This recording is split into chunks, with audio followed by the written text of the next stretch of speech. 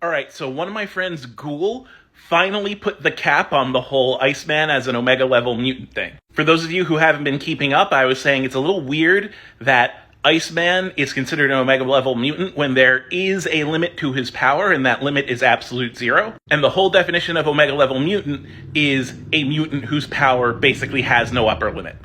But he brought up something very important.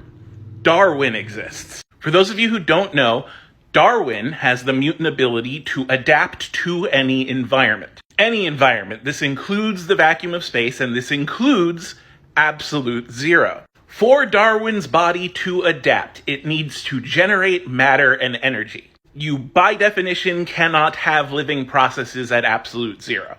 Which means that if Iceman were to attempt to reduce the entire universe to absolute zero, which is what you would need to do to have any place at absolute zero, Darwin would adapt, and that adaptation would put energy back into the universe. And since Darwin will always put energy back into the universe, that means that Iceman can constantly suck temperature out of the universe without hitting absolute zero. Meaning that there is a limit to how cold he could go, but he can use his powers without limit, making him Omega level. Which also means that when Bobby Drake said in the comics that he always thought that he could get really close but not quite to absolute zero, it's because Darwin exists. And I think that's really cool.